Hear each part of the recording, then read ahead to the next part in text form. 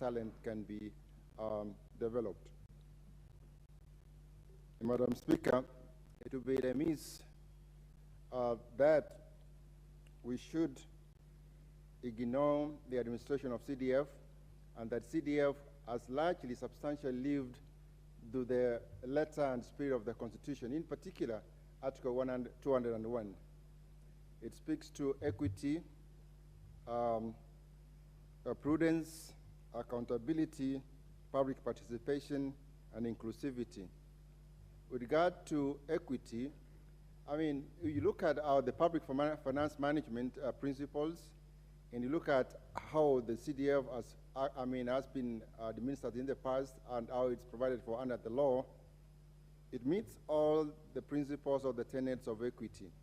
It caters for the demographics in terms of sex, in terms of age, in terms of religion, in terms of regions.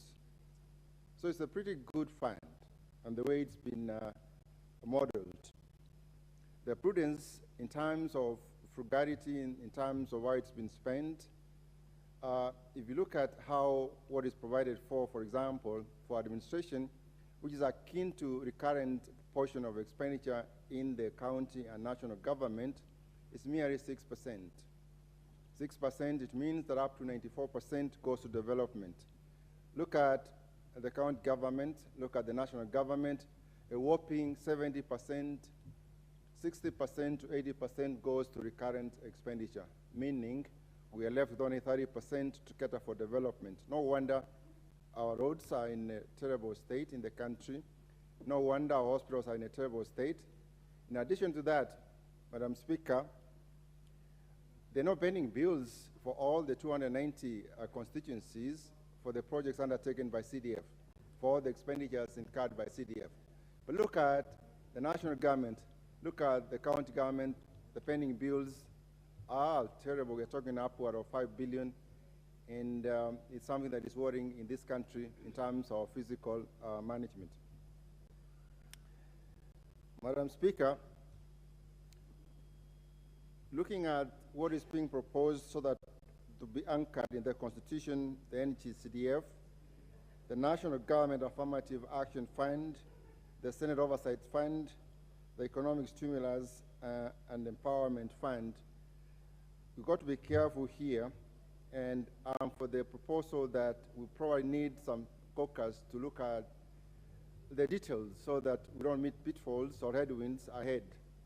And I really get scared when I hear members discussing or talking about headwinds ahead, because it will be a terrible, terrible mistake for this country in any way to affect the performance or the flow of CDF. We're affecting very many lives, we're affecting very many regions. I don't know where we will be. As it has been noted, you go to any part of the country, you're going to see CDF, a footprint of CDF everywhere. You can't speak so much about the other funds that we have in the nation. Now, the Senate Oversight Fund, Madam Speaker, as the caucus is, or the caucus that's going to be looking at the details, got to be careful, because if you're going to earmark revenue or funds for the Senate Oversight, that's kind of risky in the sense that even the National Assembly carries out oversight. So are we therefore saying that it's only Senate that carries out oversight? We might be making a mistake here, and therefore it needs to be looked at more carefully and find either the right language, or we find a way of dealing with it, or it's mere administrative. Now, I hear a lot of members proposing or supporting the idea that we need to add the amount of CDF. We double it from the current 2.5% to 5%. But let's be careful here, Madam Speaker, because the 2.5% that we're currently dealing with is based on the revenue in totality that is collected for the entire nation, all the revenue. So the base is bigger. But in the proposal that we are looking at, it's going to be based on the revenue that is shared to the national government. So the base is smaller. So the 5% does not necessarily translate to the double the amount that you're looking for.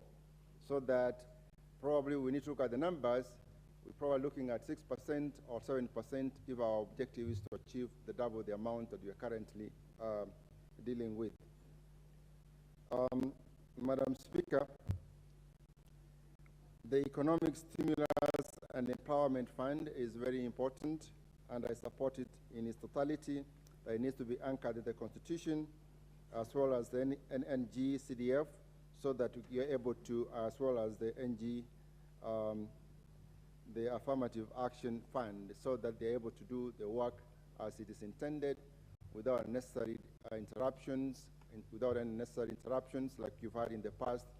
And the people out there that we are representing can have a peace of mind.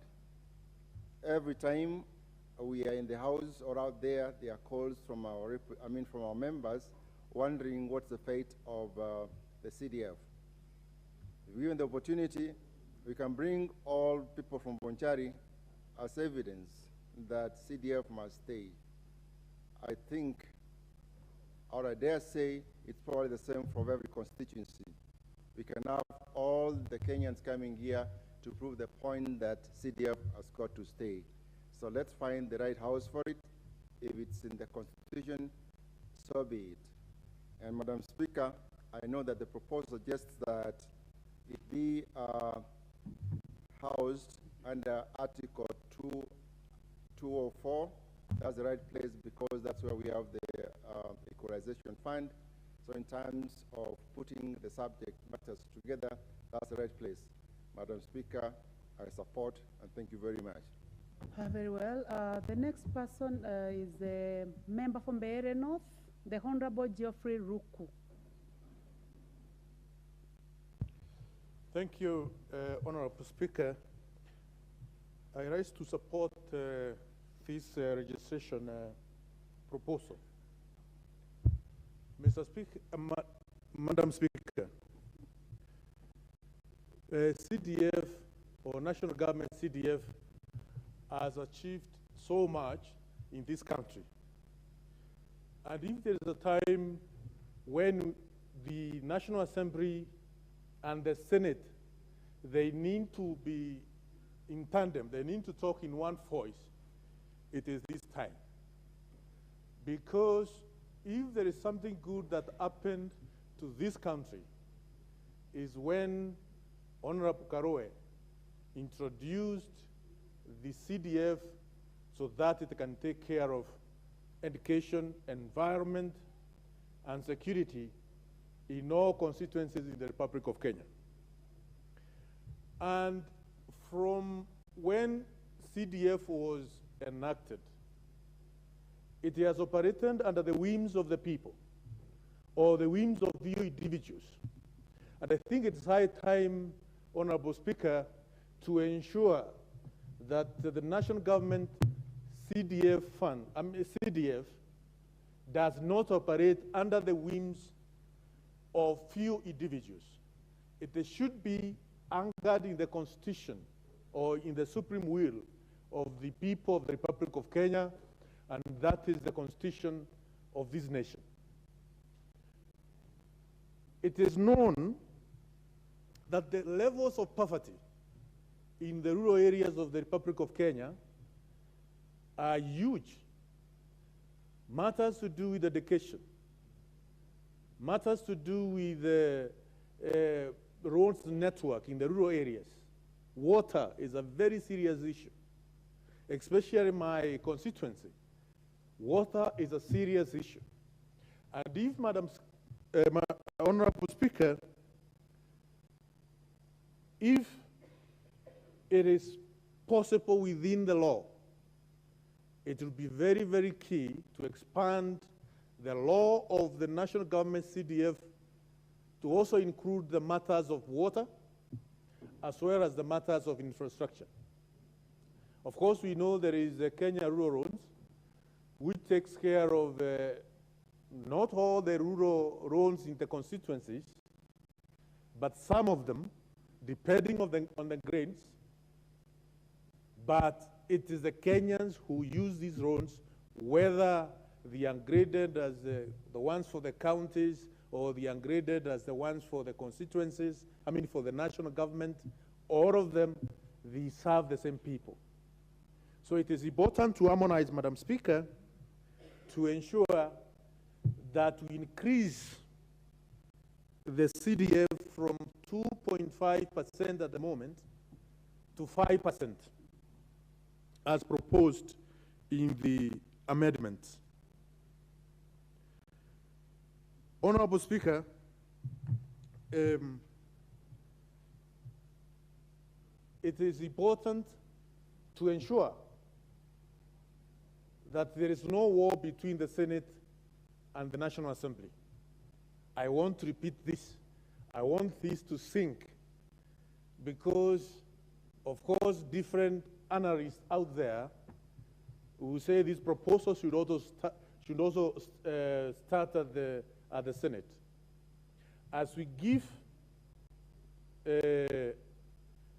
as we anchor the CDF Act in the Constitution, we also propose the oversight funds for the county government to be provided to the senators.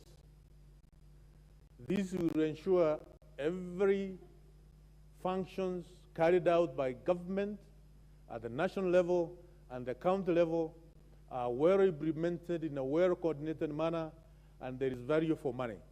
Madam Speaker, I stand to support this registration. Thank you so much.